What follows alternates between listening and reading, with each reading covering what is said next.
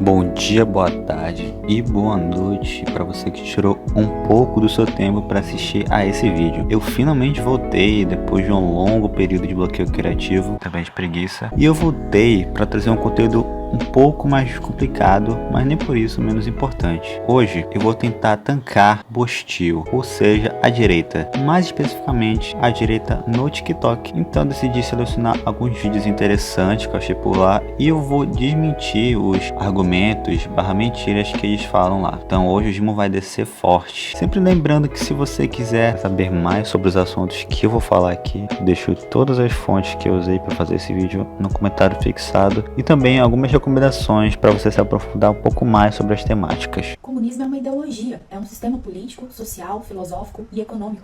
O objetivo dele é acabar com as classes sociais, é ter uma sociedade igualitária.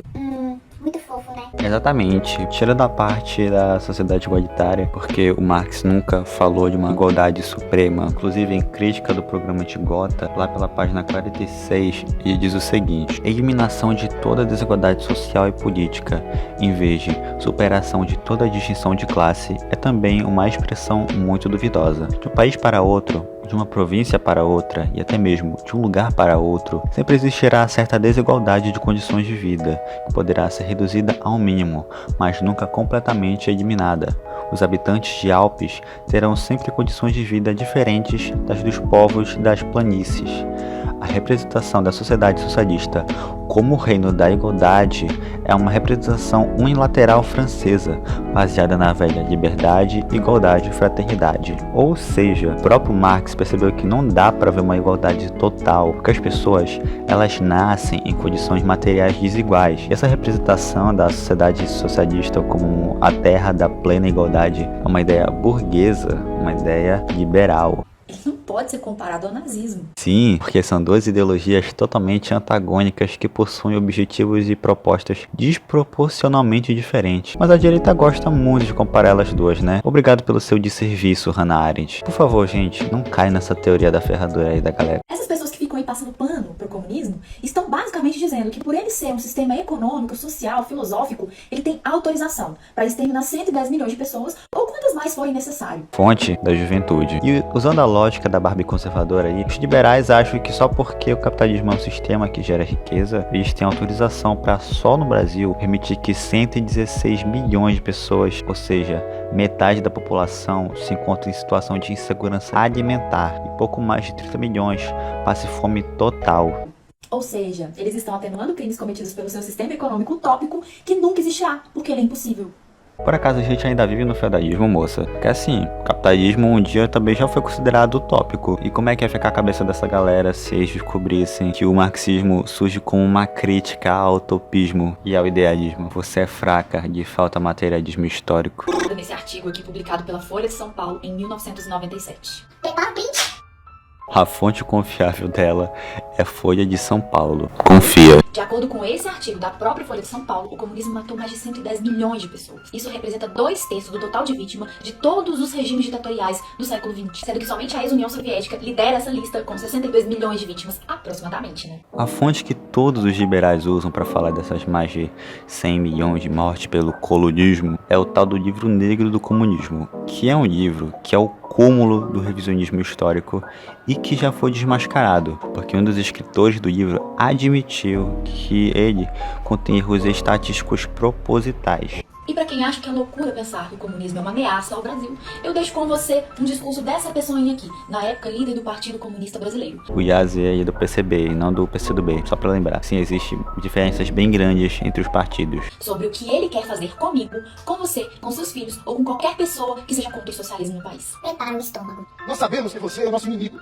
mas considerando que você, como afirma, é uma boa pessoa, nós estamos dispostos a oferecer a você o seguinte: um bom paredão, onde vamos colocar na frente uma boa espingarda, uma boa bala, e vamos oferecer depois de uma boa pá, uma boa cova, né? Com a direita e o conservadorismo, nenhum diálogo, luta. Primeiro, que ela descontextualizou totalmente a fala do Yazzie. E segundo, que na verdade, nessa fala que ele fez, ele tá recitando um poema do Bertold Brecht. E antes, ele tava falando que com os fascistas e conservadores não há diálogo. E ele tá certo, com o fascista e nazista não há diálogo. Tem que tomar voadora até a suástica virar catavento. Porque essa galera, ela é perigosa. Eles se infiltram na consciência da classe trabalhadora.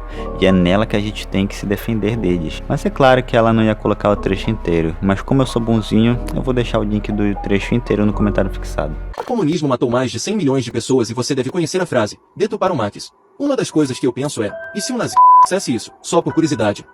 O bigode da Alemanha deturpou o nazi, nos deu outra chance. Outra vez o pessoal da direita comparando com o comunismo. Parece até descarranhado, mano.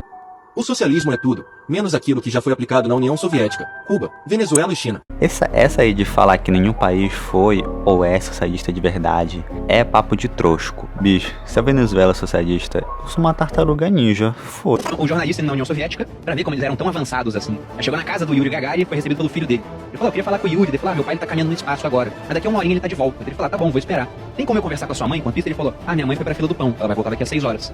Ou seja, os caras estavam mandando gente pro espaço, mas não conseguiram resolver um problema da fila do pão. Eles mandaram gente pra outros países e falaram, como é que não tem fila do pão aqui? É um mercado.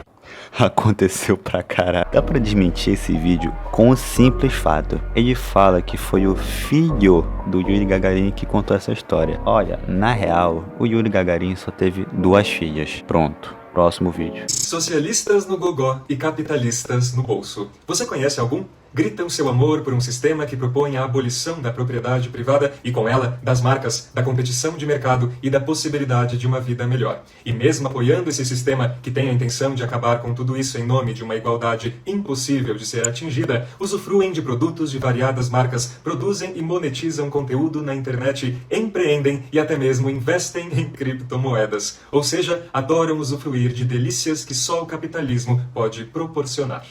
Quem criou esses produtos que a gente usufrui foi o capitalismo, a burguesia, que criou, ou foram os trabalhadores?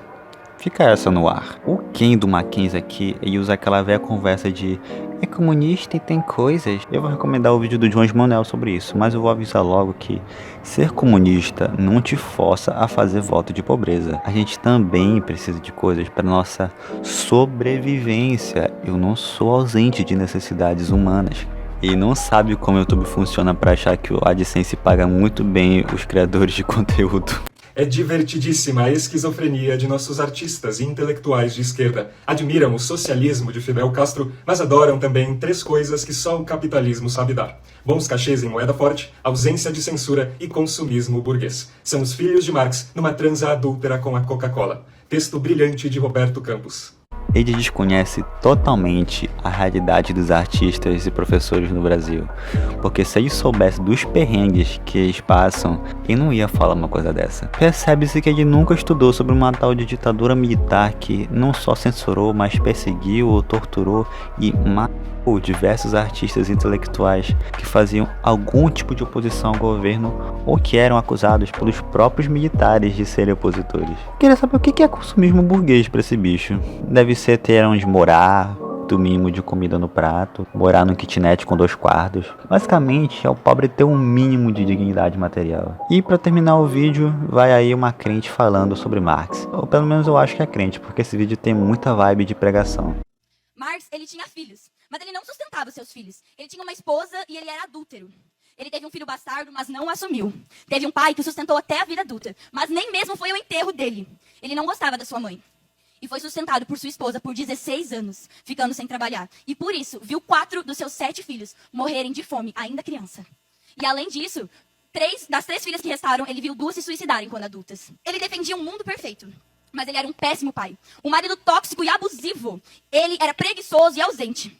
O homem não conseguiu cuidar da sua própria família e das suas próprias finanças. Mas ele tinha certeza que ia conseguir cuidar e salvar do mundo inteiro. Eu acho curioso essa galera que tem que apelar para acusações morais sobre o Marx para poder falar, para poder fazer o pessoal nem chegar perto da obra dele e criar assim um espantalho sobre a figura do Marx. Tudo que essa garota falou aqui ou são mentiras ou são meias verdades. Por exemplo, ela não vai falar que o Marx por muitas vezes não conseguiu trabalhar por conta das posições políticas dele e também por causa dos exílios que ele teve que fazer inúmeras vezes para não prenderem ele e a família, e era isso que agravava a pobreza dele. Ela também não vai falar que a causa de muitos dos filhos do Max terem morrido foi por causa da fome e das doenças que assolavam a grande parte da Europa naquela época. E os índices de mortalidade infantil também eram muito altos, ou seja, não eram só os filhos do Max que passavam fome naquele tempo. Ele também trabalhou por muito tempo da vida dele como jornalista.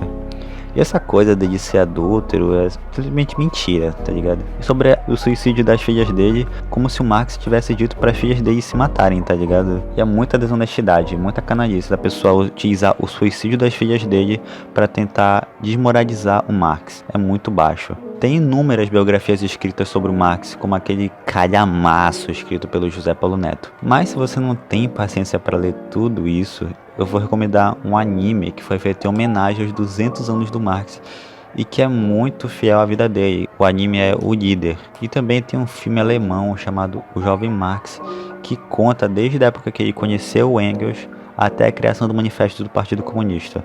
Os dois estão disponíveis no YouTube. Bom, isso foi tudo por hoje. Se você conseguiu chegar até aqui sem sentir vontade de pegar uma arma e se usar como alvo, então se inscreve nesse canal apertando nesse botão petista que tem aqui embaixo. E se você gosta de boas doses da ciência imortal do proletariado, você automaticamente também tem que curtir esse vídeo, pô. Compartilha com seus amigos para poder comemorar os quase 8 meses em que o Olavo de Carvalho se converteu ao antitabagismo. E é isso. Até a próxima.